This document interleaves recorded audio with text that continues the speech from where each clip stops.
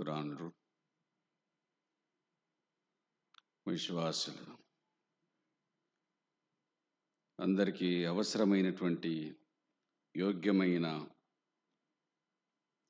వ్యక్తి దేవుని దాసుడైనటువంటి మోషే.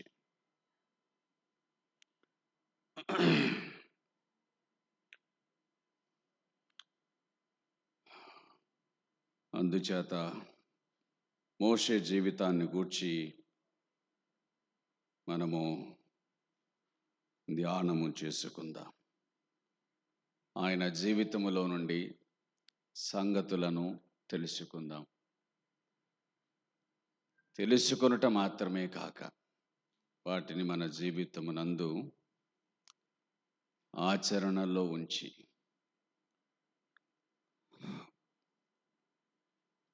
మన జీవితాన్ని కూడా దేవునికి మహిమకరంగా జీవిద్దాం. హెబ్రీ పత్రిక 11వ అధ్యాయం 24వ వచనం. మోషే పెద్దవాడైనప్పుడు అనే మాట ఉంది. మోషే పెద్దవాడు అయినప్పుడు.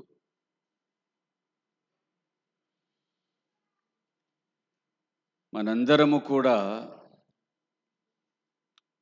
వయసు రీత్యా పెద్దవాళ్ళం అవుతాం. పుట్టిన తర్వాత తప్పనిసరిగా పెరిగి పెద్దవాళ్ళము అవుతాం. ఇది సహజమైనటువంటి విషయం. వయసు రీత్యా మనం పెద్దవాళ్ళం అవుతాం. కానీ వయస్సులో పెద్దరికము భక్తికి పెద్దరికము కాదు. వయస్సులో పెద్దరికము భక్తికి పెద్దరికము కాదు. భక్తిలో పెద్దరికమే అసలైన పెద్దరికం. వయసులో చిన్నవారినప్పటికీ కూడా భక్తిలో వృద్ధి చెందితే పెద్దవారైతే అది పెద్దరికముగా భావించబడుతుంది. మరి కొందరు పెద్దవాళ్ళు అయినారు కానీ దారి తప్పినారు. పెద్దవాళ్లే కానీ దారి తప్పినారు. దేవుని వాక్యంలో కొందరు పెద్దోళ్ళను గూర్చి వ్రాయబడి ఉంది. చూడండి, ఆదికాండము 21వ అధ్యాయము 20వ వచనములో, ఇష్మాయేలు పెరిగి పెద్దవాడై అరణ్యములో కాపురముండి. ఇష్మాయేలు పెరిగి పెద్దవాడై అరణ్యములో కాపురముండి విలుకాడాయను అనింది. విలుగాడు అంటే బాణాలు తీసుకొని జంతువులను చంపి వేటాడేవాడు అయ్యాడనమాట. విలుకాడాయను. ఆదికాండం 26వ అధ్యాయం 27వ వచనం. చిన్నవారు ఎదిగినప్పుడు ఏశావు వేటాడుటయందు నేర్పరి అయి. చిన్నవారు ఎదిగినప్పుడు అంటే చిన్నోళ్ళు పెద్దోళ్ళయ్యాక ఏశావును గూర్చి వ్రాయబడింది. అతడు వేటాడుటయందు నేర్పరి అయి. ఒకడు వేటకాడు కాగా మరొకడు వేటాడుటయందు నేర్పరి అయినాడు. నేర్పరి అయ్యారు. వేటగాడు అని అంటే ప్రాణం తీసేవాడు. వేటగాడు అంటే ప్రాణం తీసేవాడు. పెద్దోళ్ళు అయ్యాక ప్రాణం తీసేవాళ్ళు అయినారంట. పెద్దోళ్ళు అయ్యాక తమ జీవితంలో దారి తప్పిన వాళ్ళు కొందరు ఉన్నారు. మోషేను గూర్చి చదవగా, మోషే పెద్దవాడైన తరువాత తన జనుల భారమును చూడబెళ్ళెను. నిర్గమకాండం 2వ అధ్యాయం 11వ వచనం. పెద్దోడయ్యాక తన జనుల భారమును, నా ప్రజలు ఎట్లున్నారో చూద్దామని చెప్పి పోయి వారి భారములను చూచెను. పెద్దవాడైన తరువాత భారమును చూశాను, జనుల భారమును చూశాను. కొందరు పెద్దోళ్ళైనాక కూడా ఇంకా భారంగానే ఉంటారు. కానీ ఇతడు తన జనుల భారమును చూసెను అనే మాట దేవుని వాక్యం గుర్తు చేస్తూ ఉంది కదా. మంచిది. అంటే పెద్దరికం, పెద్దవాడయ్యాడు. పౌలు వ్రాస్తూ కొరింథీ మొదటి పత్రిక 13వ అధ్యాయములో ఆయన ఈ విధంగా రాసినాడు.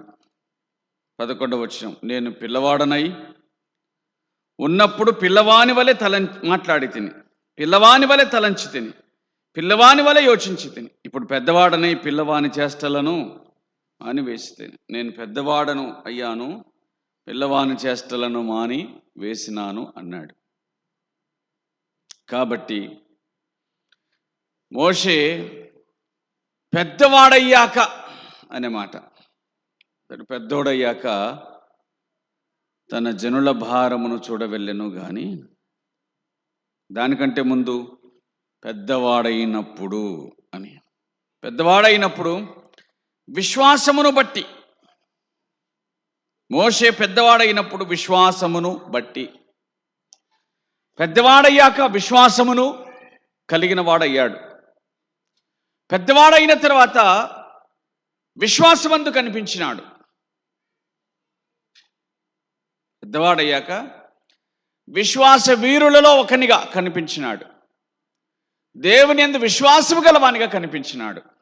ఆశ్చర్యకరమైన విషయమే కదా.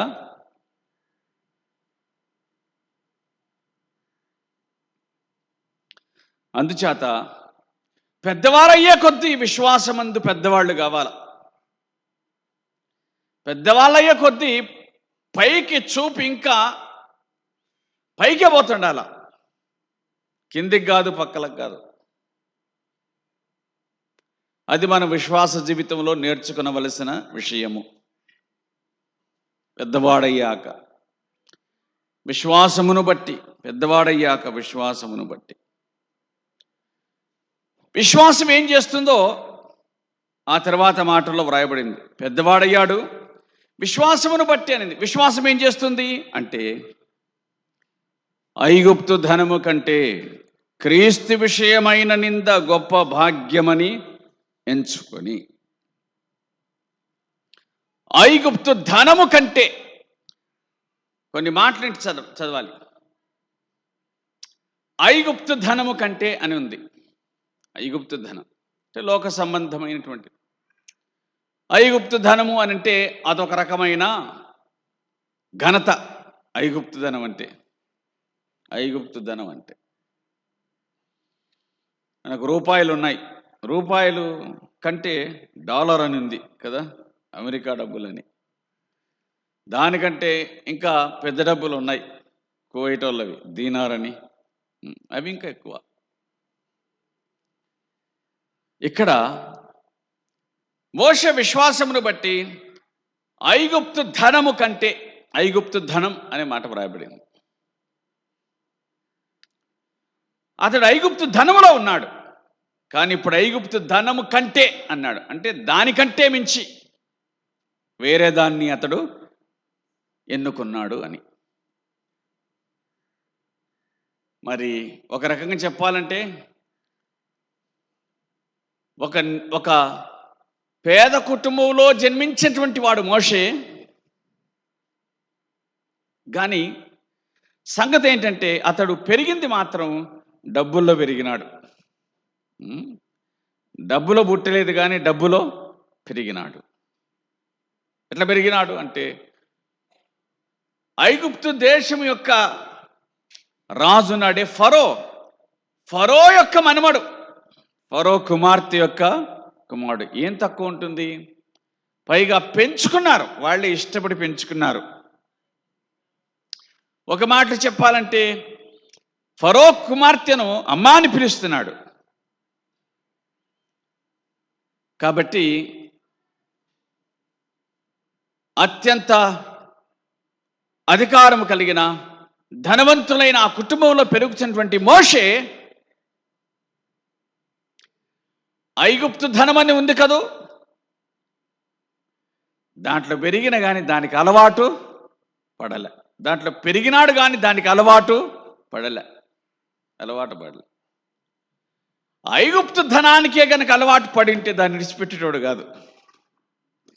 ఐగుప్తు అధికారానికి అలవాటు పడితే దాన్ని విడిచిపెట్టేటోడు కాడు. దానికి అలవాటు పడలే.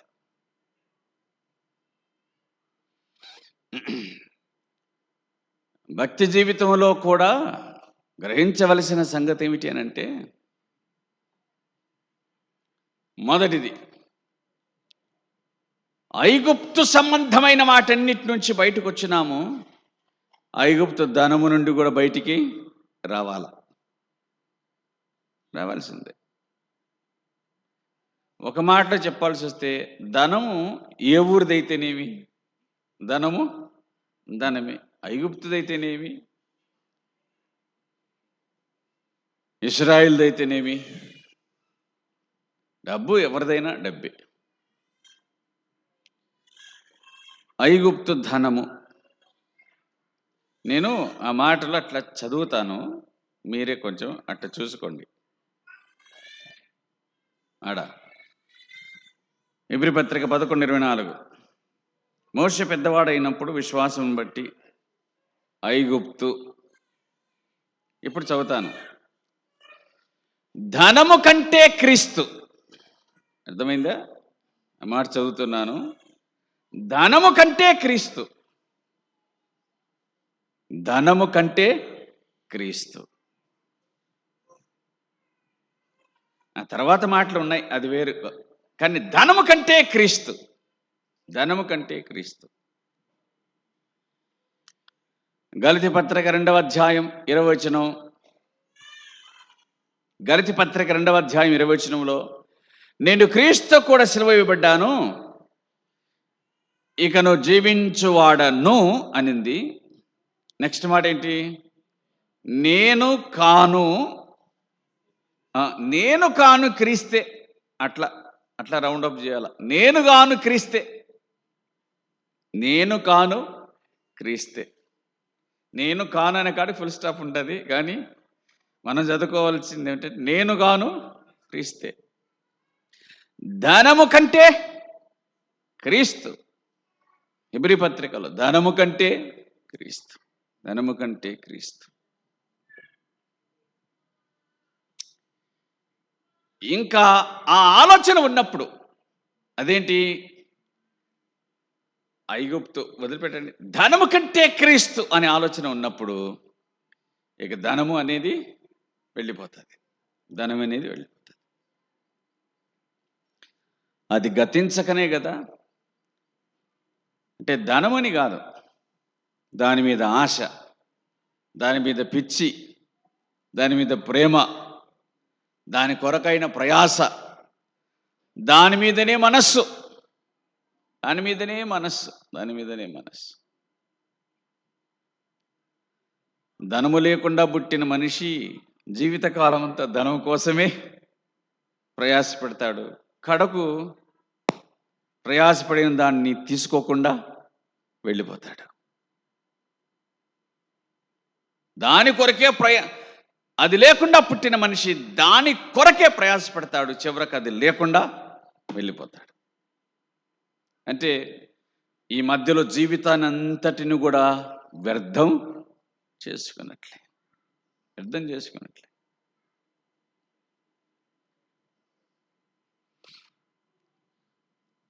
మన ఊర్ల దగ్గర మన కోడి 10 పిల్లలు పెట్టిందంటే కనుక, ఆ 10 పిల్లలు మనకు ఉపయోగపడతాయి, సమయ సందర్భాలను బట్టి ఉపయోగపడతాయి. అమ్ముకుంటే ఎన్ని డబ్బులన్నా వస్తాయి, ఉపయోగపడుతున్నాయి. దేవుడు మనలను భూమి మీదకి పంపిస్తే పంపించినోడికి ఉపయోగపడకుండా వెళ్ళిపోతున్నాం. దేవుడు మనలను భూమి మీదకి పంపిస్తే పంపించిన వానికి ఉపయోగమేమి లేకుండా, ఉపయోగపడకుండా వెళ్ళిపోతూ ఉన్నాం. నిష్ప్రయోజకులమై.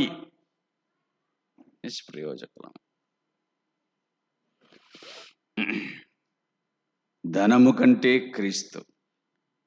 ఇప్పుడు ఐగుప్తు ధనము కంటే క్రీస్తు విషయమైన నింద గొప్ప భాగ్యమని ఎంచుకొని, క్రీస్తు విషయమైన నింద గొప్ప భాగ్యమని ఎంచుకొనెను అనే మాటను చూడాలి. ఎంచుకొనెను ఒకటి, రెండవదిగా యోచించుకొనెను, మూడవదిగా ఒప్పుకొనలేదు అనే మాటలు కనబడతాయి. ఎంచుకొనెను, యోచించుకొనెను, తర్వాత ఒప్పుకొనలేదు అనే మాట కనబడతాయి. 3 తీర్మానాలు. ఏమిటా తీర్మానం అంటే, ధనము కంటే క్రీస్తు విషయమైన నింద గొప్ప భాగ్యమని. ధనము కంటే నింద, అర్థమైంది ఈ మాట? ధనము కంటే నింద. అసలు ఎవరైనా ధనమును కోరుకుంటారా, నిందను కోరుకుంటారా అంటే నిశ్చయముగా ధనమునే కోరుకుంటారు, నిందను కోరరు. నింద అంటే ఏమిటంటే నిజం కాదు కానీ నిజమైనట్లుగా బాధను అనుభవించుట. నింద అంటే నిజం కాదు కానీ నిజమైనట్లుగా ఆ బాధను అనుభవించుట. క్రీస్తు విషయమైన నింద, క్రీస్తు విషయమైన నింద. యేసు ప్రభు క్రీస్తు విషయమైన నింద. యేసు ప్రభు నా నిమిత్తమై జనులు మిమ్మును నిందించి, నా నిమిత్తమై జనులు మిమ్మును నిందించి హింసించి. నింద, నింద, నిందను ఆ నామము నిమిత్తమై అవమానం పొందుటకు పాత్రులమని ఎంచిన వారే. నింద, నింద. వారు ఏమి చేయలేదు కానీ నిందించబడ్డారు. వారు ఏమి చేయలేదు కానీ నిందించబడ్డారు. ఏమి చేయలేకపోతే సమాజం చేసే పని ఏమిటంటే నిందించడమే. నిందించడం అంటే ఏదో ఒక రకమైన తప్పును మోపడం, అది సమాజం చేసేటువంటి పని. ఇంకంతకంటే ఏమీ చేయలేదు, నిందించటం. క్రీస్తు విషయమైన నింద, దానిని గొప్ప భాగ్యమని ఎంచుకున్నాను. కాబట్టి క్రీస్తునందు విశ్వసించిన వారికి గొప్ప భాగ్యం ఏమిటి? నిందలే, నిందలే. మంచిది. ఇక్కడ ధనము కంటే నింద భాగ్యమని ఎంచుకొనెను అనే మాటను మనం చూస్తూ ఉన్నాం. బైబిల్ గ్రంథమునందు కొంతమంది జీవితాలను చూడగా వారి జీవితాల్లో మనకు కనిపించినటువంటి నష్టం ఏమిటో ఆ సంగతిని మనం సులువుగా చూడవచ్చు. సంఖ్యాకాండం 22వ అధ్యాయం, సంఖ్యాకాండం 22వ అధ్యాయం, సంఖ్యాకాండము 22వ అధ్యాయంలో వ్రాయబడిన మాట. కాబట్టి అతడు బెయోర్ 22వ అధ్యాయము 18వ వచనం. అందుకు బాలాకు తన ఇంటెడు వెండి బంగారములను నాకు ఇచ్చినను. బాలాకు తన ఇంటెడు వెండి బంగారములు నాకు ఇచ్చినను. ఎందుకు ఇస్తాడు? తన ఇండ్లంత వెండి, తన ఇండ్లంత బంగారం నాకు ఇచ్చిన నేను మాత్రం నా దేవుడని యెహోవా నోటి మాటను మీరా లేను అన్నాడు. మంచి మాటలే కనబడుతున్నాయి, నిజమేనేమో అన్నట్టుగా కనపడుతున్నాయి.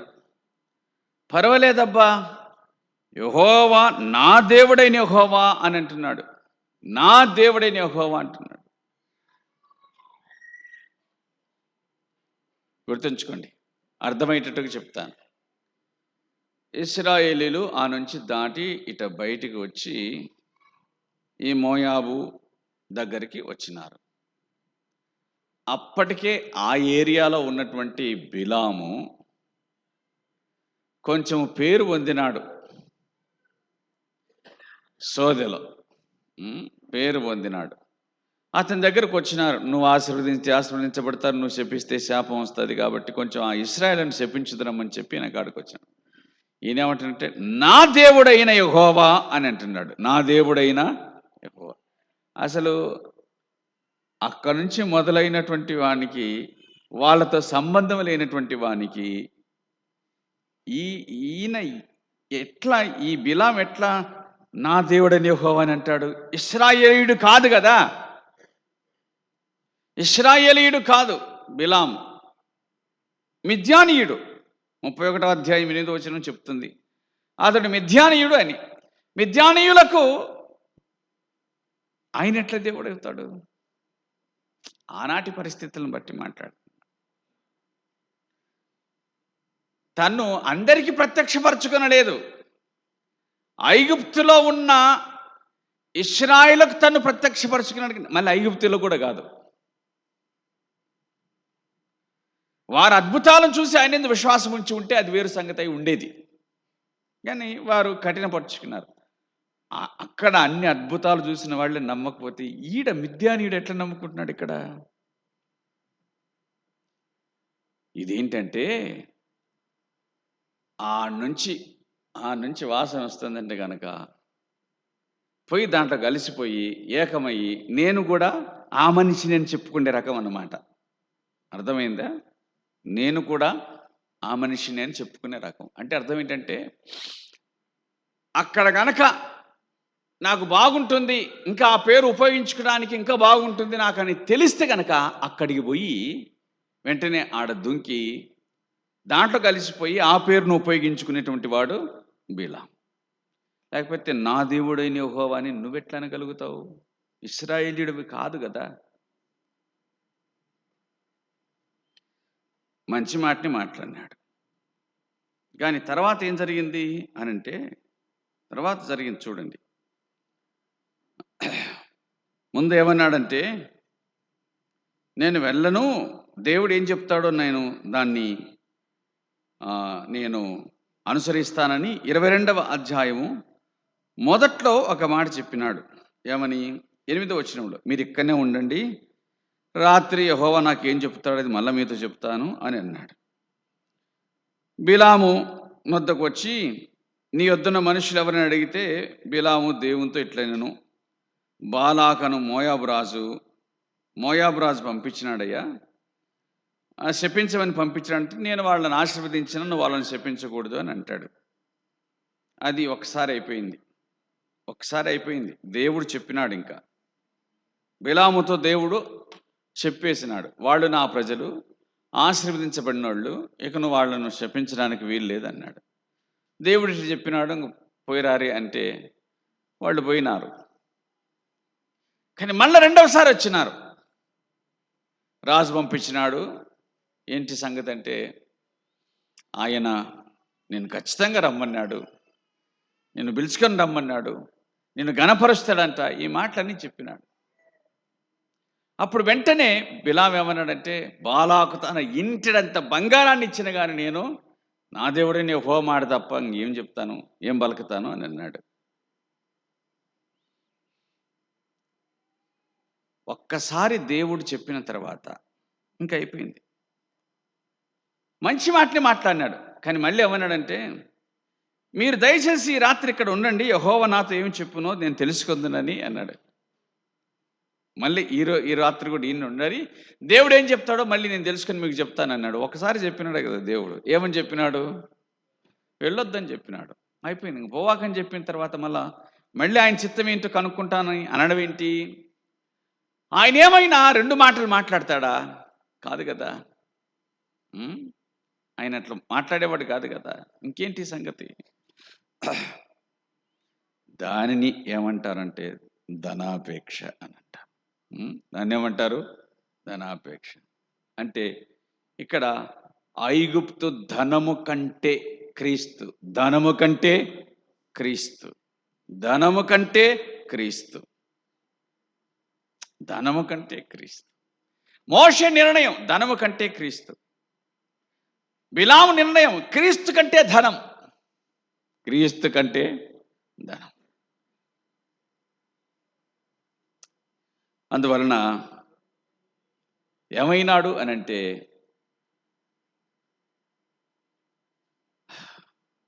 దేవుని వాక్యం చెబుతుంది అతడు సోదెగాడు అని చెప్తుంది. సోదెగాడైన బిలాం. లాస్ట్కి ఇశ్రాయేల్ అతన్ని చంపిపడేసినారు. అతడు మనుష్యులను సంతోషపరచువాడు కూడా, అతన్ని గూర్చి కాదు మనం చెప్పుకోవాల్సింది మోషేను గూర్చి. కాబట్టి అతన్ని గూర్చి 2 మాటలు ఏం చెప్పాలంటే, క్రీస్తు కంటే ధనమే ఎక్కువ అనుకున్నాడు బిలాం. ఆ తరువాత ఇశ్రాయేలును మాత్రమే శపించలేదు, కానీ అవతలి మనిషికి మేలు చేసినాడు. ఇశ్రాయేలును శపించలేదు, అవతలి మనిషికి మేలు చేసినాడు. ఏం మేలు చేసినాడంటే, పక్కకు పిలిచి బాలాకును, వీళ్ళు ఆశీర్వదించబడిన ప్రజలు, నేను శపిస్తే వాళ్ళు శపించబడరు. నువ్వు ఒక పని చెయ్యి, వాళ్ళు దారి తప్పే దావ చెప్తా నీకు. ఏం చేస్తావంటే, నువ్వు పెద్ద ఫంక్షన్ ఏర్పాటు చేసి, ఒక జాతర ఏర్పాటు చేసి, ఒక తిరునాళ్ళు ఏర్పాటు చేసి, అక్కడ బలులు అర్పించి, అందమైన స్త్రీలను, నాట్యగత్తెలను వాళ్ళ దగ్గరికి పంపించు.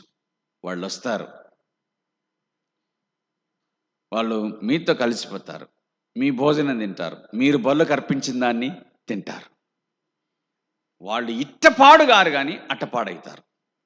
నేను శపిస్తే పాడుగారు వాళ్ళు, వాళ్ళకై వాళ్ళే పాడవుతారు, వాళ్ళకై వాళ్ళే పాడవుతారు. ఈ ఉపాయం చెప్పినాడు. అర్థమైందా? ఇతడు క్రీస్తు కంటే ధనమును ఎక్కువగా ప్రేమించినవాడు. క్రీస్తు కంటే ధనమును ఎక్కువగా ప్రేమించినవాడు. అందుచేత వాక్యం చెప్పే సంగతి ఏంటంటే, ఇశ్రాయేలీలు దేవుని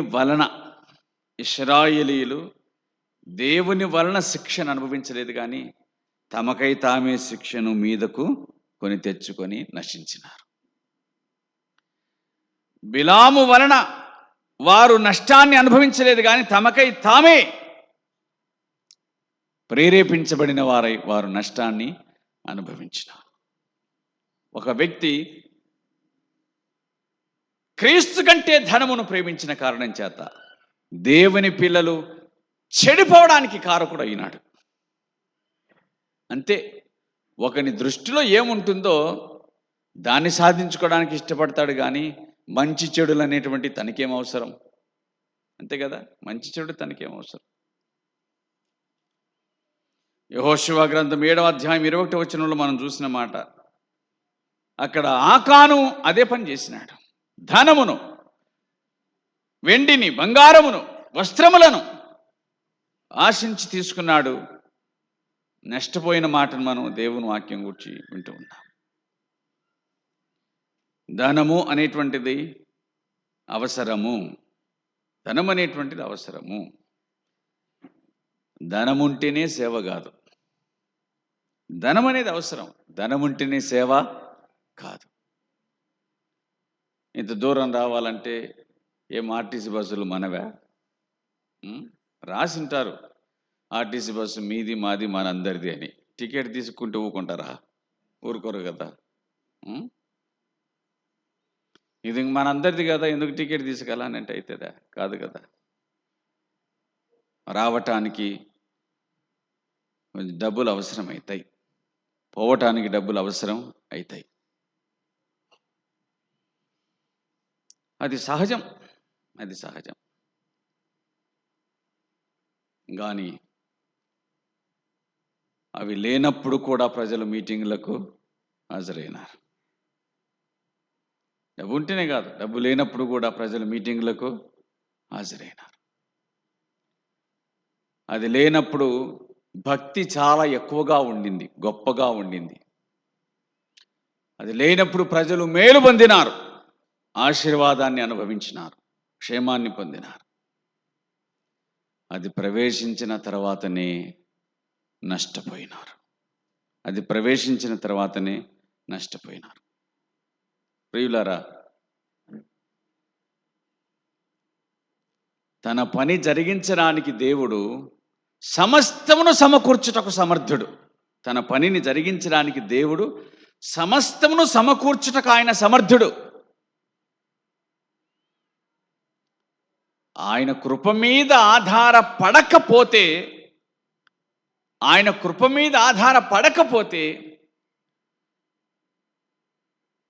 ఆయన క్రియలకు మనం సంతృప్తి చెందకపోతే అప్పుడు మన ఉపాయాలు మొదలవుతాయి. అప్పుడు మన ఉపాయాలు మొదలవుతాయి. దేవుడా, నువ్వు యజమానివి, నేను నీ దాసుని, నీ సేవకుని. నువ్వు నాకేమిస్తావో దాంతో నేను నీ సేవ చేస్తా, అంతే. నాకు లేదు అనుకుంటే కనుక నువ్వు నాకు ఇచ్చినప్పుడే నేను ఈ పని చేస్తా. అంతేగాని నేను ఉపాయాల జోలికి వెళ్ళను, నేను ఆలోచన చెయ్యను. ఆలోచన చెయ్యి.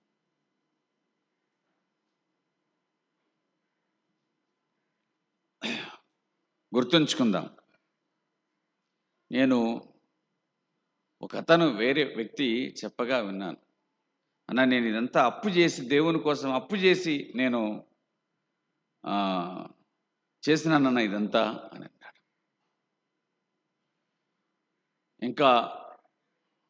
ఇంకా నేను విన్నాను, మేము సేవకులకు ఇచ్చి ఇచ్చి ఇచ్చి అంత నష్టపోయినామని ఒకళ్ళన్నారు. మేము దేవుని కోసం ఖర్చు పెట్టి అప్పు చేసి అంత నష్టపోయినామే నాయన. అదే బుద్ధి లేని పని, అదే బుద్ధి లేని పని. ఎందుకంటే ఆయన చెయ్యమని చెప్పింటే కనుక ఇచ్చేటోడు కూడా అంతే కదా. ఆయన చెయ్యమని చెప్తే తప్పకుండా ఇస్తాడు. ఇప్పుడు ఒక వ్యక్తి ఒక ఆసామి కాడ గుమస్తాగా పనిచేస్తున్నాడు. ఆసామింటి పేరు పెట్టి పిలిచి ఆడికి పోయి ఒక లిమ్కా తీసుకురాపో అని అంటాడు. అని ఊరికి పంపిస్తాడా? 2 ఉండాల, డబ్బులన్నా ఇస్తాడు, లేకపోతే ఆడ ఖాతానన్నా ఉంటుంది. ఆడ ఖాతా లేకుండా ఈడ డబ్బులు ఇవ్వకుండా నువ్వు పోయి లిమ్కా తీసుకురా అంటే ఏం తీసుకొస్తాడు? ఎటు తీసుకొస్తాడు? తీసుకురాడు కదా. ఎవడును తన సొంత ధనముతో దండులో సేవ చేయడు. అంటే మిలిటరీకి పోయేటోళ్ళు ఎవరు కూడా వాళ్ళ డబ్బులు పెట్టుకొని మిలిటరీకి పోరు కదా మామూలుగా. కాబట్టి మన యజమానుడు కూడా పని అప్పగించినట్లయితే దానికి తప్పనిసరిగా దాని అవసరతను ఆయన తీరుస్తాడు. సంఘం అయితే సంఘం ఆ బాధ్యతను నెరవేర్చాలి. అంతేగాని ధనమును బట్టి సేవ అనేటువంటిది మనం చేయకూడదు. ధనమును బట్టి సేవ జరగదు. దేవుని పనిలో దేవుడు తప్ప ఇంకా ఎవరు ముఖ్యం కాకూడదు. ఏది మొదటిది కాకూడదు. నేను చూసినటువంటి పరిచర్యలు ఉన్నాయి. ధనముతో ఆకర్షించి అనేకులను పరిచర్య చేసినారు, కానీ ఆ పరిచర్య మిగలలే. ఆ సంఘం వాళ్ళు నన్ను ఆరాధనకు పిలిచినారు 15వ తారీఖున. నేను తర్వాత చూసుకొని రాలేనయ్యా, 22వ తారీఖున వస్తానని చెప్పిన. వాళ్ళు అంటున్నారు, అయ్యా 22వ తారీఖు వస్తే అదే సెలవులు కదా, మంది తక్కువ ఉంటారు అని. అర్థమైందా? 15వ తారీఖు ఎందుకంటే 8వ తారీఖు ఇంకా బళ్ళు తెరవరు కాబట్టి బళ్ళు తెరుస్తారు, పిల్లలు ఉంటారు, ఉద్యోగస్తులు ఉంటారు కాబట్టి 15వ తారీఖున రమ్మన్నాడు. ఏం చెప్తున్నానంటే డబ్బు వలన, ఆయన ఉన్నప్పుడు డబ్బు వలన విస్తారమైనటువంటి సేవ జరిగింది అన్నట్లుగా కుప్పలు వచ్చేటోళ్ళు, ఆయన చనిపోయినాడు, డబ్బులు ఆగిపోయినాయి, మంది రాకుండా మానుకున్నారు.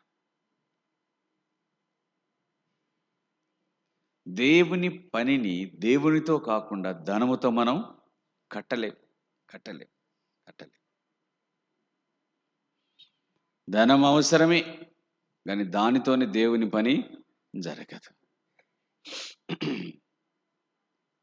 యేసు ప్రభు పని చేసినప్పుడు కూడా, ఆయన పరిచర్యలో కూడా ధనం అవసరమైంది. కానీ లూకా 8:3 చెప్పేది ఏమిటంటే, కొందరు పురుషులు మరికొందరు స్త్రీలు తమకు కలిగిన దానితో ఆయనకు ఉపచారము చేయుచుండి. తమకు కలిగిన దానితో ఆయనకు పనిచేసి పెట్టారు. మంచిది. కానీ ఇదంతా ఏమో కానీ మోషే మాత్రం ఐగుప్తు ధనము కంటే క్రీస్తు విషయమైన నింద గొప్ప భాగ్యమని ఎంచుకున్నాడంట. ధనము కంటే నింద. ఈ పని ఎవరన్నా చేస్తే వాళ్ళని పిచ్చోళ్ళు అని అంటారు. అవునా? ఈ పని ఎవరన్నా చేస్తే వాళ్ళను పిచ్చోళ్ళు అంటారు. ధనమును విసర్జించి నిందనే కోరుకుంటే అటువంటి వాళ్ళని పిచ్చివాళ్ళని తప్పనిసరిగా అంటారు. కానీ పౌలు అంటాడు, మేము క్రీస్తు నిమిత్తము వెర్రివారము అని అంటాడు. అంతే మరి, క్రీస్తు నిమిత్తం వెర్రివాళ్ళు. గొప్ప చదువు చదివిన వాళ్ళు విడిచిపెట్టి దేవుని సేవకు వస్తున్నారా? క్రీస్తు నిమిత్తము వెర్రివారు. క్రీస్తు నిమిత్తం వెర్రివారు. కళ్ళ ముందు గొప్ప భవిష్యత్తు ఉన్న దాన్ని విడిచిపెడుతున్నారా?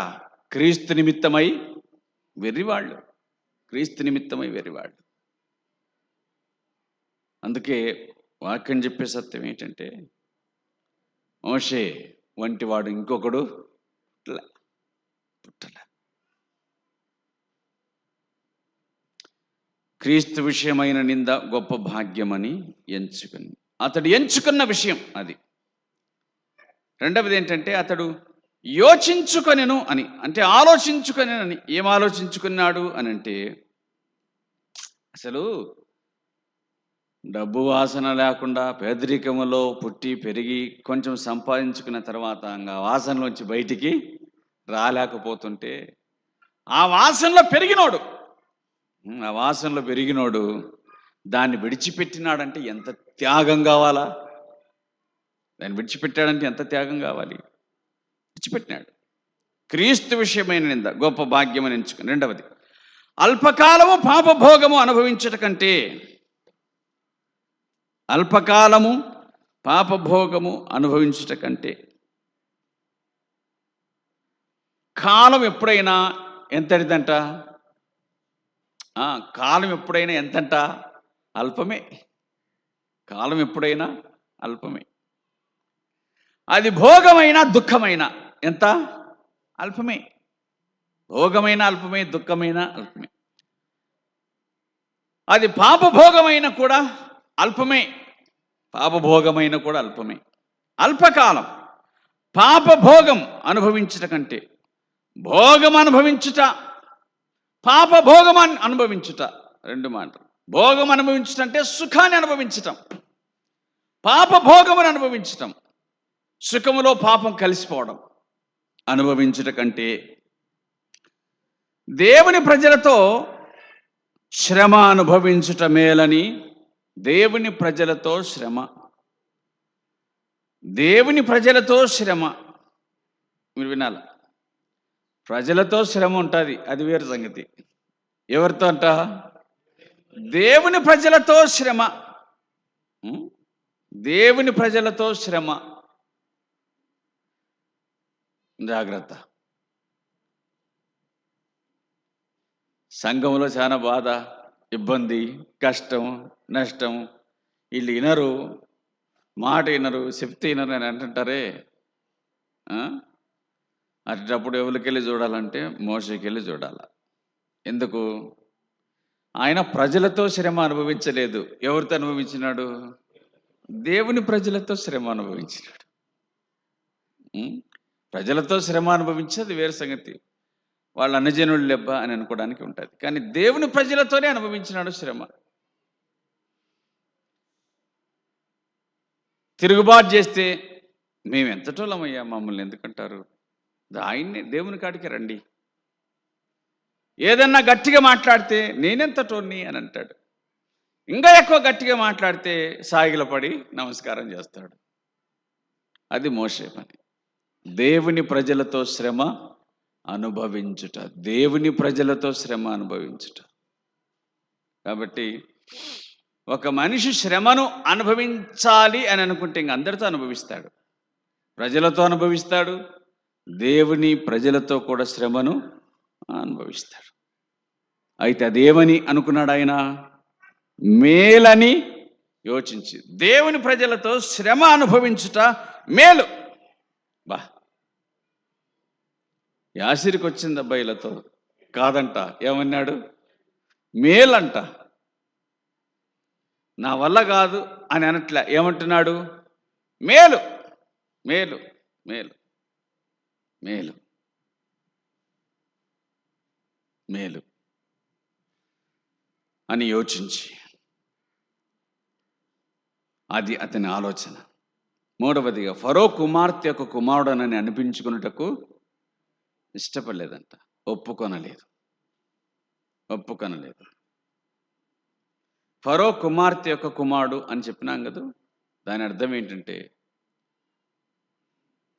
నేను ఫలాని వాడను, నేను గొప్పవాడను అనే గుర్తింపును అతడు ఎంత మాత్రము ఇష్టపడలేదు. దాన్ని కోల్పోవటకు అతడు ఇష్టపడినాడు. ఆ గుర్తింపును అతడు ఇష్టపడలేదు. ఏమిటి ఆ గుర్తింపు? ఫరో కుమార్తె యొక్క కుమారుడు. దానికంటే మించి జీవము గల దేవుని దాసుడు అని అనిపించుకోవడానికి ఇష్టపడ్డాడు, కానీ ఫరో కుమార్తె యొక్క కుమారుడు అని అనిపించుకోవడానికి మాత్రం ఇష్టపడలేదు. ఫరో కుమార్తె యొక్క కుమారుడు అనిపించుకోవడానికి ఇష్టపడలేదు. జీవము గల దేవుని దాసుడు అనిపించుకోవడానికి మాత్రం ఇష్టపడలేదు. కాబట్టే కదా దేవుడు నాడు, నా సేవకుడైన మోషే మృతి పొందెను. నా సేవకుడైన మోషే. మరొక చోట అతని గురించి దైవజనుడైన దావీదు అని, దైవజనుడైన మోషే అని అతని గురించి వ్రాయబడింది. దైవజనుడైన మోషే. దేవుని ప్రజలతో శ్రమ అనుభవించటమే. ఫరో కుమార్తె యొక్క కుమారుడిని అనిపించుకుంటే అతడు ఒప్పుకొనడే. ఈ మూడింటిని అతడు తిరస్కరించినాడు. చాలామంది ఈ మాటలు చెబుతూ ఉన్నారు, కానీ ఈ వచనాన్ని చదివిన తర్వాత, ఈ వచనాన్ని అర్థం చేసుకున్నాక ఎప్పుడో బైబిల్ చెప్పింది అని అనిపించింది. ఏంటది అని అంటే, అంటారు కదా, ధనం వలన చెడిపోతారు మనుషులని. రెండవది, స్త్రీ వలన చెడిపోతారని అంటారు కదా. ఆ తర్వాత మూడవది, నాకు ఘనత రావాలని కోరుకొని, అంటే కీర్తి కాంక్ష, తన పేరు కోసం ప్రయాసపడి. పేరు అంటే ఏంటి అంటే ఏమీ లేదు, ఆయన పేరు వేసుకుంటే వచ్చాడు అంతే, చాలు. మనకే ఇచ్చిపోతాడు, ఆయన పేరు వేసుకుంటే చాలు. మాటలు వింటుంటాం కదా మనం, పేరు వేసుకుంటే చాలు వస్తాడు. లేదు, ఆయనకు కుర్చీ వేస్తే చాలు, లేకపోతే అధ్యక్ష పదవి ఇస్తే చాలు అంటుంటారు కదా. అంటే ఏంటి అంటే, ఆయనకి ఏమొద్దు, ఆయన పేరు ఇచ్చే చాలు, ఆయనకు పదవి ఇస్తే చాలు. అంటే నేను ఫలానా అని అనిపించుకోవటానికి.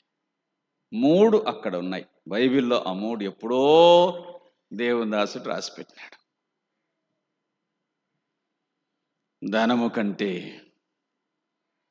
పాపభోగము కంటే, ఫరో కుమార్తె కుమారుడు లేక ఫరో మనుమడు అని అనిపించుకోవటం కంటే ఇవన్నీ నాకు అక్కర్లేదు అనుకున్నాడు. దేవుని వాక్యం ఏం చెప్తుందంటే, 27వ వచనంలో ఐగుప్తును విడిచి పోయెను అనింది. ఐగుప్తును విడిచి పోయెను అని. ఐగుప్తును విడిచిపోయినాడంట. ఇవన్నీ నాకు వద్దని ఐగుప్తును విడిచిపోయినాడంట. ఐగుప్తు ధనం వద్దనుకున్నాడు, ఐగుప్తు పాపభోగం వద్దనుకున్నాడు, ఐగుప్తు గుర్తింపును వద్దనుకున్నాడు, ఏకంగా ఐగుప్తునే విడిచిపెట్టిపోయినాడు. ఇవన్నీ వద్దనుకున్నాక మళ్ళీ దాంట్లో ఉండడం ఎందుకు? అంతే కదా. ఐగుప్తువి ఏవి వద్దనుకున్నాక మళ్ళీ దాంట్లో ఉండడం ఎందుకని ఐగుప్తుని విడిచిపెట్టి వెళ్ళిపోయినాడు. ఐగుప్తుని విడిచిపెట్టి వెళ్ళిపోయినాడు. వద్దనుకుంటే ఇంక విడిచిపెట్టిపోవాల్సిందే. ఇక్కడ ఐగుప్తుని విడిచిపోయినది, కానీ అసలు చోట ఏముంది? పారిపోయినాడు, అంతే. పారిపోయినాడు. వద్దనుకున్న దాన్ని విడిచిపెట్టి పారిపోవాల్సిందే. పాపభోగం వద్దనుకున్నాడు యోసేపు, విడిచిపెట్టి పారిపోయినాడు. కనుక వాక్యం చెప్పే మాట 3 విషయాలు ఎంచుకొని, యోచించుకొని, ఇక్కడ రాయబడకపోయినా ఒప్పుకొనలేదని ఉంది కానీ కాదన్నాడని చెప్పుకోవాలి. గుర్తింపును విడిచిపెట్టినాడు. ఏమని యోచించుకున్నాడు, ఏమని ఎంచుకున్నాడు, ఏమని నిర్ణయించుకున్నాడు అని అనగా ఆ 3 మాటలు దేవుని వాక్యం మనకు చెప్తుంది. మంచిది. ఏలయనగా అతడు ప్రతిఫలముగా కలగబో బహుమానమునందు దృష్టి ఉంచెను అనే మాట వ్రాయబడింది. ప్రతిఫలముగా కలగబో బహుమానమునందు అతడు దృష్టి ఉంచెను. ప్రతిఫలముగా కలగబోవు బహుమానం ఏమిటంట? వీటన్నిటిని విడిచిపెట్టినందువలన నాకు కలిగే బహుమానం, వీటన్నిటిని విడిచిపెట్టినందువలన నాకు బహుమానం కలుగుతుంది. ఎంత మంచి మాట! ఇప్పుడు వినాలి. వాటన్నిటిని విడిచిపెట్టినాడు అంటే, ఐగుప్తు ధనాన్ని విడిచిపెట్టినాడు అంటే, త్యాగం చేసినాడు అని అంటే, అంతకంటే శ్రేష్టమైన దాన్ని అతడు చూడగలిగినాడు. అల్పకాల పాపభోగాన్ని విడిచిపెట్టాడంటే అంతకంటే శ్రేష్టమైన దాన్ని చూసినాడు.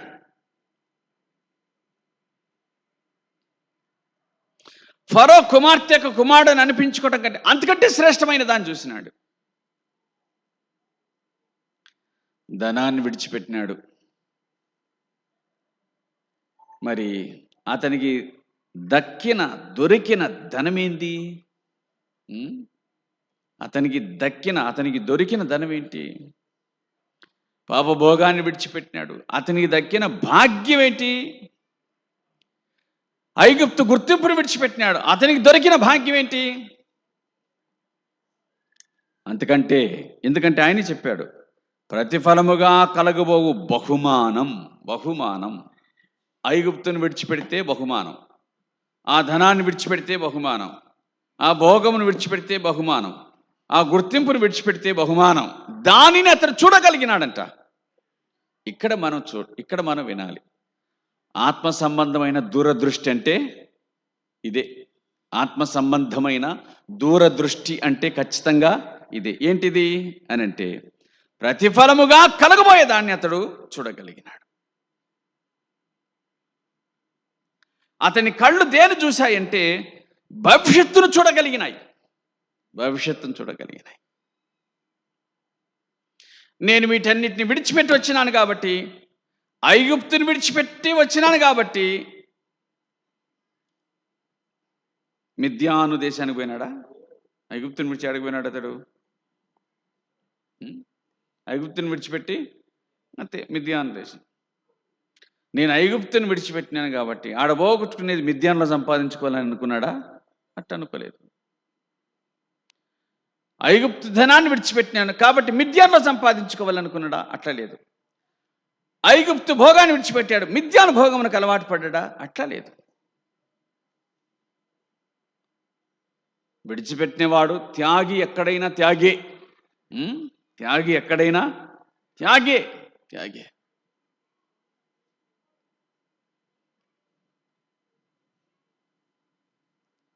అందువలన మోషే మనకు ఒక గొప్ప మాదిరి.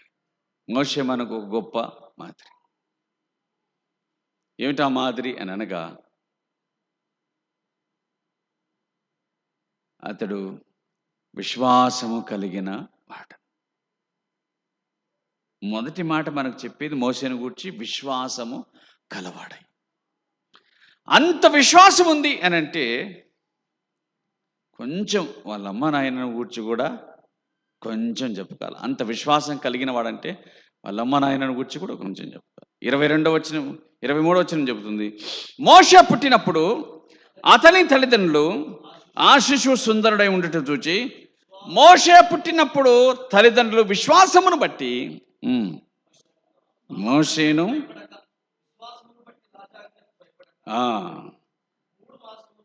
దాచిపెట్టి.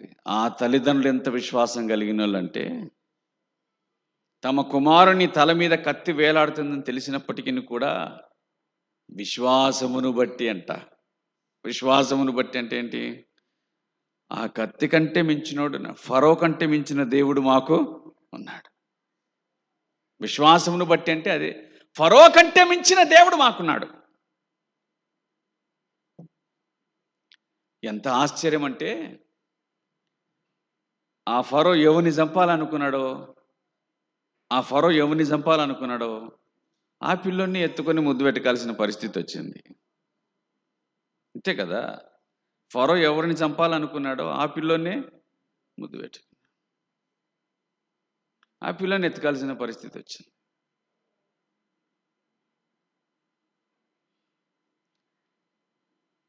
మోషే యొక్క మరణ శాసనం ఏ ఇంట్లో పుట్టిందో ఆ ఇంట్లో మోషే దర్జాగా బతికినాడు. విశ్వాసం అంటే అదే, తల్లిదండ్రుల విశ్వాసం. దర్జాగా బతికినాడు ఆ ఇంట్లో.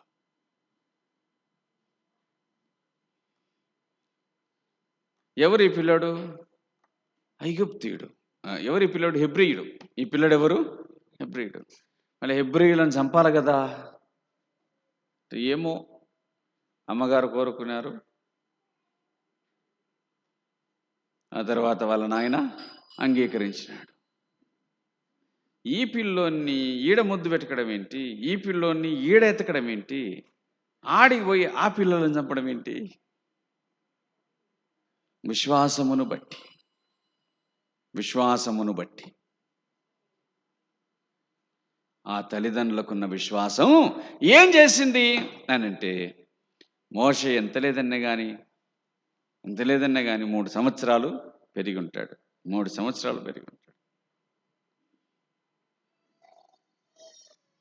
ఇప్పుడు వినాలి. భయంగా పెంచుకున్న తల్లిదండ్రులు, భయంగా 3 నెలలు పెంచుకున్న తల్లిదండ్రులు నిర్భయంగా 3 ఏళ్ళు జాకినారు. ఎప్పుడు వస్తారో, ఎప్పుడు చంపుతారో అని భయపడినటువంటి వాళ్ళు అసలు వాళ్ళ మీద ఈగ వాలకుండా బతికినారు. ఇంకా ఆమెమి పనికి పోవాల్సిన పనిలే. ఈ పిల్లోని పెంచు, నేను నీకు జీతం ఇస్తానని తన కొడుకును తాను పెంచుకుంటూ ఏం పొందింది? ఆమె జీతం పొందింది. విశ్వాసం అంటేదే కదా. చచ్చిపోయే వాడిని దర్జాగా సాకుతుంది ఆమె, ధైర్యంగా సాకుతుంది, ఏమనకుండా. ఎవరేమనలేరు. ఇంకా పైగా ఎట్ట సాకాలబ్బా అని అనుకుంటే జీతం కూడా ఇచ్చింది ఆమె. ఏం మన లెక్క 1000 రూపాయలు 2000 ఇచ్చింటుందా? దండిగినే ఇచ్చింటుంది. మీరిద్దరు పనికే పోవాకరు. ఆ పిల్లోనికి మంచి పాలు పెట్టరు, మంచి తిండి పెట్టరు. ఇంక అంతే కదా. అసలు 3 సంవత్సరాలు ఇల్లుగా కలెక్టర్ మొయిని పెరిగింటారనమాట. కలెక్టర్ మొయిని సంపాదించుకుంటారు. అంత దర్జాగా బతికుంటారు. ఆ విశ్వాసము వ్యర్థం కాకుండా మోషేకు కూడా వచ్చింది. ఏం చేసింటది ఆ తల్లి అంటే ఏం లేదు. ఈ కుమారుడు మా దగ్గర నుంచి పోతే, 3 ఏళ్లలో 4 ఏళ్లలో పోతే ఇంకా మళ్ళా తిరిగి మా దగ్గరికి రాడు. కాబట్టి ఆ పిల్లోనికి అన్నీ చెప్పి పెంచినారు. నాయన, మనం ఈ దేశస్థులం కాదు, మనం ఈ రాజ్యానికి చెందిన వాళ్ళం కాదు, మనం ఇక్కడికి వచ్చిన వాళ్ళం, మనం ఈ దేశస్థులం కాదు. మన దేవుడు జీవము కలిగిన దేవుడు. మనం అక్కడికి వెళ్ళాల్సినటువంటి వాళ్ళం. మన దేశం అది. కాబట్టి ఎప్పటికైనా గుర్తుంచుకో, మనది దేశం కాదు, మనం వెళ్ళవలసిన వారు. మన దేవుడు జీవము గల దేవుడు. మనకొక రాజ్యాన్ని ఆయన వాగ్దానం చేశాడు. అక్కడికి మనల్ని తీసుకుని వెళ్తాడు. మనం ఇక్కడ కొంతకాలం మాత్రమే ఉంటాం.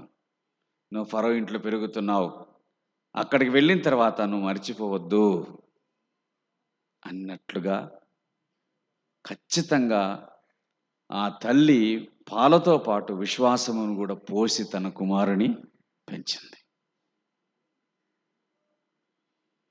అందుకు ఐగుప్తులు పెరిగిన కానీ ఐగుప్తు అంటలేదు మోషేకు.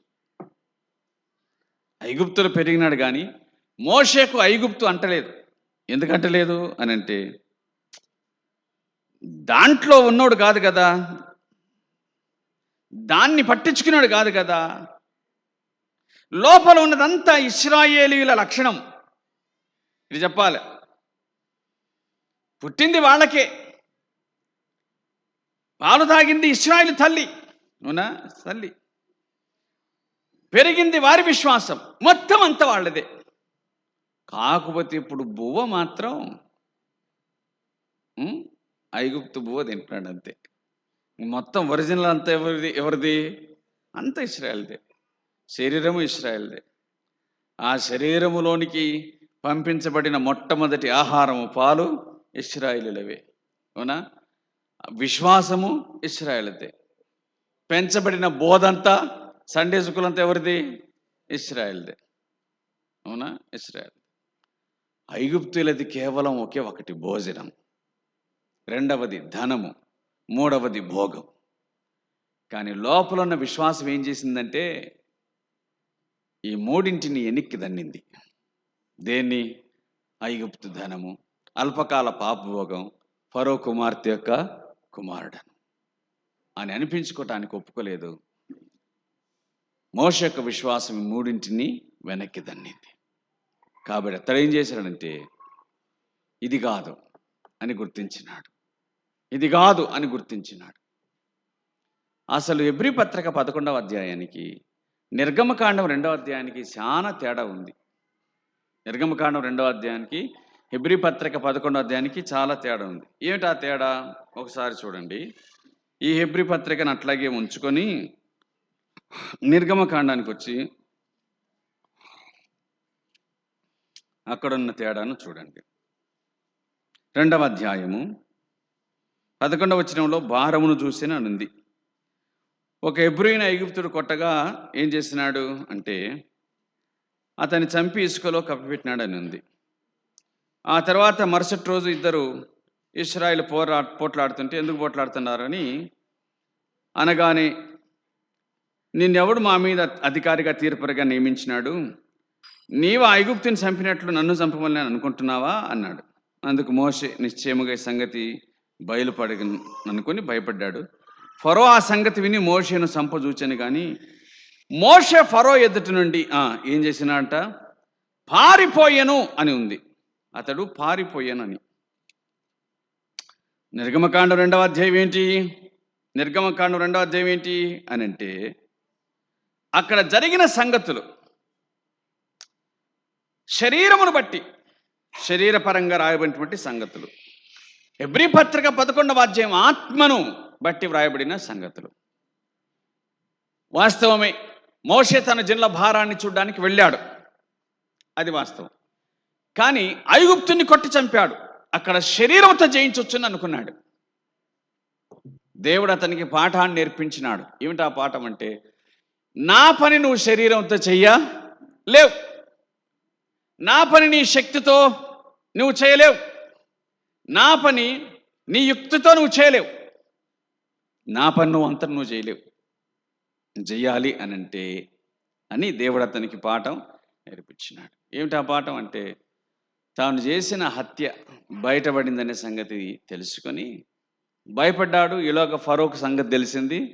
అతడు మోషేను చంపజూచెను, కాగా మోషే పారిపోయానని శరీర భాషలో మాట్లాడుతూ పారిపోయాననింది. ఆత్మ సంబంధమైన భాషతో మాట్లాడితే ఐగుప్తును విడిచి పోయాను అని. మళ్ళీ పారిపోయినాడా ఇడిచిపోయినాడా? పారిపోయినాడా ఇడిచిపోయినాడా?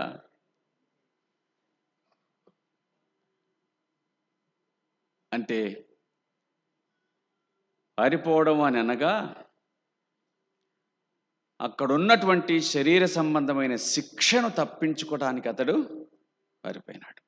అంతే, పారిపోవాల్సిందే, శిక్షను తప్పించుకుని పారిపోయినాడు. కానీ ఆ పారిపోవడంలో కూడా ఏముంది అని అంటే విశ్వాసం ఉంది. ఏంటా విశ్వాసం? ఇట్లా కాదు నేను వీళ్ళు విడిపించాల్సింది, ఈ ప్రజలు దేవుని ప్రజలు కాబట్టి దేవుడి వారిని విడిపిస్తాడు, ఆయన పని ఆయనే చెయ్యి. ఏదో ఒక దినాన నా ప్రజలను నేను విడిపించుకోగలను, ఇట్లా కాదు, దేవుని ద్వారా. అనే విశ్వాసం కలిగిన వాడై అతడు ఐగుప్తును విడిచిపోయినాడు.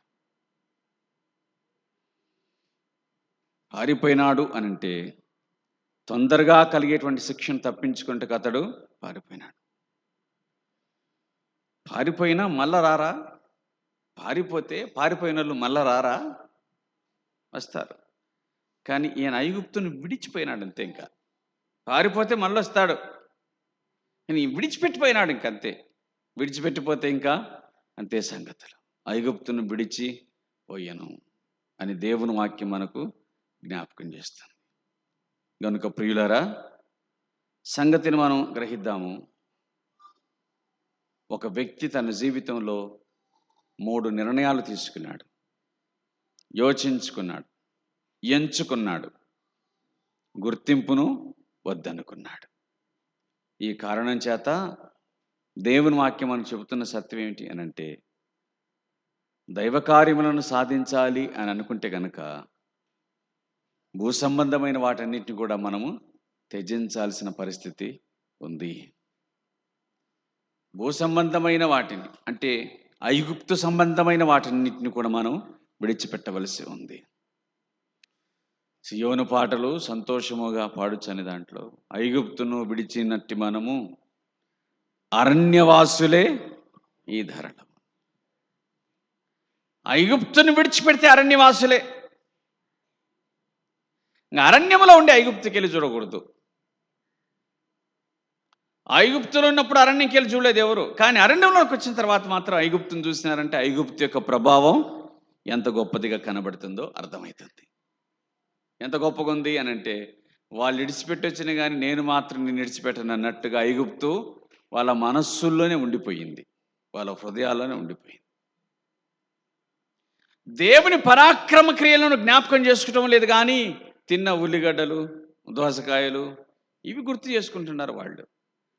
ఆయన ఫరో చేత చేయించినటువంటి కార్యం, ఆయన ఫరోకు చేసిన కార్యాలు, మోషే చేత చేయించిన కార్యములను గుర్తు చేసుకోవట్లేదు.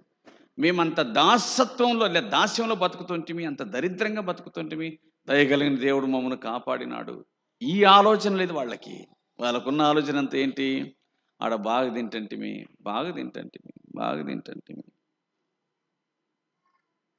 అది ఏం ఊరికి తిన్నారా? బాగా ఏం చేసినారు? శ్రమ పెట్టినారు.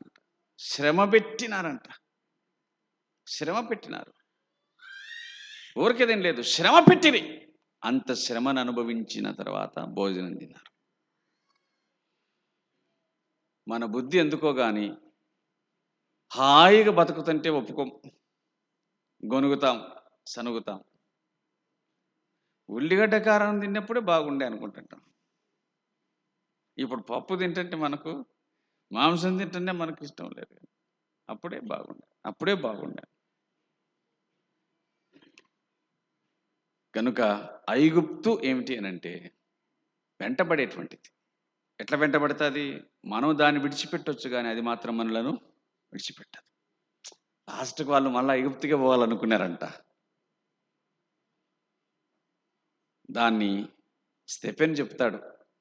మళ్ళీ వారు తమ హృదయంలో ఐగుప్తునకు పోగోరి ఒక నాయకుడిని తమ మీద ఏర్పాటు చేసుకుని ఐగుప్తుకు పోవాలనుకున్నారంట. బాగుంది, కానీ ఐగుప్తు పోవాలనుకుంటే ఇప్పుడు ఐగుప్తును పోవాలనుకుంటే మళ్ళా ఆ సముద్రాన్ని ఎవరు జీలుస్తారు? రావడానికి జీల్చినాడు కానీ పోవడానికి జీల్చుతాడా? లేదు కదా. ఐగుప్తునకు పోసాగిరి అనే మాట రాయబడింది.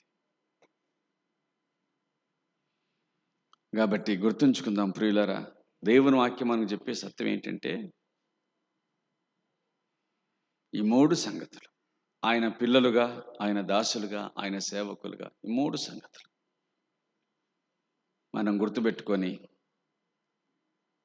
నిర్ణయం తీసుకొని దృష్టి కలిగి బహుమానమందు దృష్టి కలిగి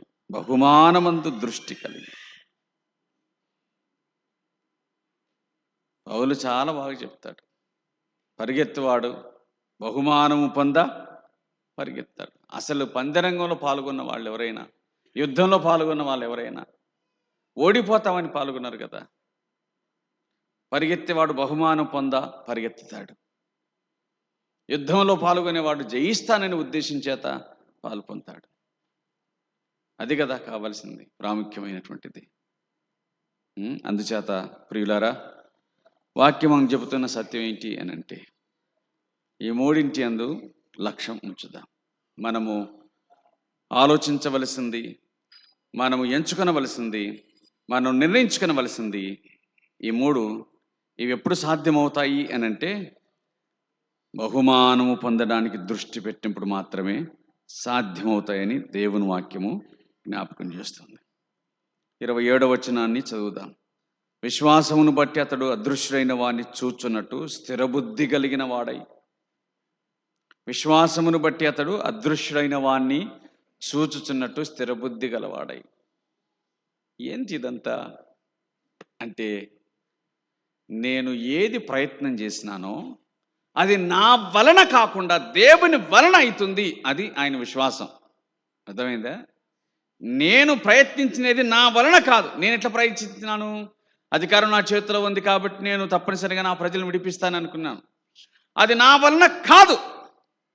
అయితే ఎవరి వలన అవుతుంది అనగా, దేవుని వలననే అవుతుంది. దేవుని ప్రజలను దేవుడే విడిపించాల, దేవుని వలన అవుతుంది అని ఆలోచించి, అప్పుడు అతడు విశ్వాసం కలిగిన వాడై దేవుడే ఆ పనిని జరిగించని అని చెప్పి దేవునికే విడిచిపెట్టి తాను వెళ్ళిపోయినాడు. కాబట్టి మన శక్తి చేత దీన్ని మనం చేయలేమని గుర్తించి, ఇది మన వలన కాదని జ్ఞాపకం చేసుకొని, మన పని, మన విశ్వాస జీవితం దేవుని వల్ల మాత్రం అవుతుందనే సంగతిని మనం గుర్తుంచుకుందాము, జ్ఞాపకం చేసుకుందాం. కొన్నిసార్లు ఒక రకమైన శోధన, ఒక రకమైన తలంపు, ఆలోచన కలుగుతుంది. ఒక సేవకునిగా మనం ఇట్లా అనుకోవచ్చు, నేను చాలా డెవలప్ చేయాలి, బాగా వృద్ధి చేయాలి అని ఆలోచన ఉంటుంది. దాన్ని బట్టి దేవునికి స్తోత్రం. మనం వృద్ధి చేయాలనే ఆలోచన కలిగి ఉంటే దేవునికి స్తోత్రం, వృద్ధి చేయాల్సిందే. బ్రతికినప్పుడు మన తాపత్రయం దేవుని పని వృద్ధి చెందాలి అని కోరుకోవాలి. ప్రతి దేవుని దాసుడు, నేను చేయించిన పని ఆగిపోకూడదు, మరి ఇది వృద్ధి చెందాలా అని తప్పనిసరిగా కోరుకోవాల్సిందే. మన తరపున మనం అట్లా కోరుకోవాలి, అది వాస్తవం. కానీ ఒకటి గుర్తుంచుకోవాలి, ప్రకటన గ్రంథంలో యేసు ప్రభు ఎన్ని సంఘాలతో మాట్లాడినాడు? 7 సంఘాలతో మాట్లాడినాడు. యేసు ప్రభువే మాట్లాడిన సంఘాలు ఇప్పుడు, యేసు ప్రభువే మాట్లాడిన సంఘాలు ఇప్పుడు ఉన్నాయా? లేవా? లేవు. యేసు ప్రభువే మాట్లాడిన సంఘాలు ఇప్పుడు లేవు. పౌలు ఎన్ని సంఘాలను స్థాపించినాడు? ఏమో, ఎన్ని స్థాపించాను.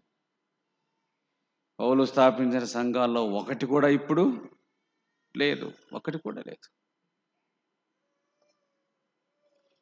మరి ఎట్లా?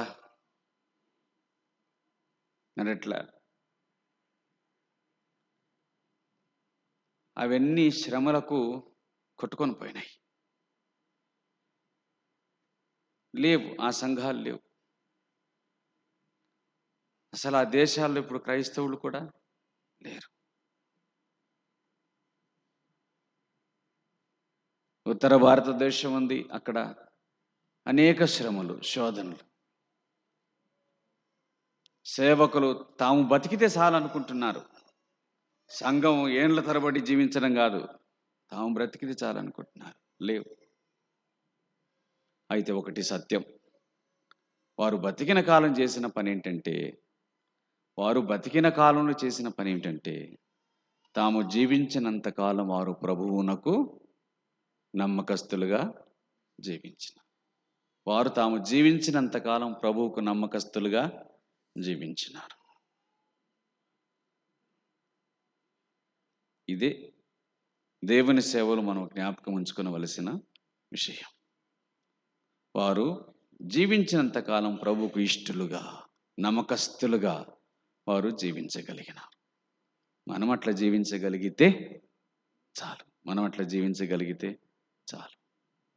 అందుకే ఆ సంగతులన్నీ మన కోసం రాయబడ్డాయి. మోషే లేడు, అవునా? మోషే కొడుకులు లేరు. మోషే చేసిన పని లేదు, కానీ అవన్నీ మన కోసము వ్రాయబడ్డాయి. ఎందుకంటే వారి జీవితాలను చూసి మనం ప్రేరేపించబడులాగున వారి మాదిరిని దేవుడు మనకు ఉంచినాడు. కాబట్టి మంచిది. మరి మన ప్రభు అయినటువంటి యేసుక్రీస్తు మనల్ని రక్షించి మనకు అప్పగించిన పరిచర్య గుర్తుంచుకోవాలి. మనకు అప్పగించిన పరిచర్య, మన పిల్లలకు అప్పగించిన పరిచర్య కాదు, మనకు అప్పగించిన పరిచర్య. నాకు అప్పగించబడిన సువార్త ప్రకారం పౌలు అంటాడు, నాకు అప్పగించబడిన నాకు నాకు నాకు మన పని నిలుపుకోవాలి అన్నటువంటిది దేవుని సంకల్పమే కనుక అయితే ఆ పనిని నిలుపగలిగిన వాళ్ళకు ఆయన అప్పగిస్తాడు. మన ప్రయత్నం ఉందనుకో నిలుపుకోవాలి అని, అది కేవలం ప్రయత్నం అవుతుంది కానీ ఫలితం ఉండదు. మంచిది. మనం మన కాలంలో, మన హయాంలో ప్రభువు కొరకు మనం జీవిద్దాం. అటువంటి కృపను దేవుడు మనకు అనుగ్రహించి దర్శించును గాక. ప్రార్థన చేద్దాం. ప్రేమ కలిగిన తండ్రి, పరిశుద్ధుడైన దేవ, నీకు స్తోత్రాలు. మేము నీ కృతజ్ఞతాస్తుతులు, వందనాలు చెల్లించుకొని ఉన్నాం. దైవజనుడైన మోషే మరి తన జీవిత కాలంలో చూపించిన మాదిరిని బట్టి స్తోత్రం. తన స్టార్టింగ్ పాయింట్, ప్రారంభ జీవితమే ఒక గొప్ప మాదిరిని మాకు చూపించాడు. పెద్దవాడైనప్పుడు ఐగుప్తు ధనాన్ని విడిచిపెట్టాడు. నిందను భాగ్యం అనుకున్నాడు. అపభోగాన్ని విడిచిపెట్టాడు. శ్రమను మేలనుకున్నాడు. ఐగుప్తు గుర్తింపును పోగొట్టుకున్నాడు. మా ప్రియ తండ్రి, వాటిని విడిచిపెట్టి పోగొట్టుకొని మేము మీ వారిగా జీవించదలచి ఉండగా ఇంకా లోక గుర్తింపును పొందుతున్నాం. లోక గుర్తింపు కోసం పోరాడుతూ ఉన్నాం. వాటన్నిటిని విడిచిపెట్టినట్టుగా సహాయం చేయండి. కనికరం చూపించండి. మీ కృపా బాహుళ్యం చేత మమ్మల్ని దర్శించమని వేడుకుంటూ ఉన్నాం. స్థానిక సంఘాన్ని కనికరించి జ్ఞాపకం చేసుకుని ఆశీర్వదించి మయం పొందుదరని మనవలు ఆలకించి దీవించమని, భోజనం తర్వాత కూడికకు మమ్మల్ని ఆయత్తం చేయమని వేడుకుంటూ యేసుక్రీస్తు నామం పేట ప్రార్థించి అడుగుచున్నాము తండ్రి.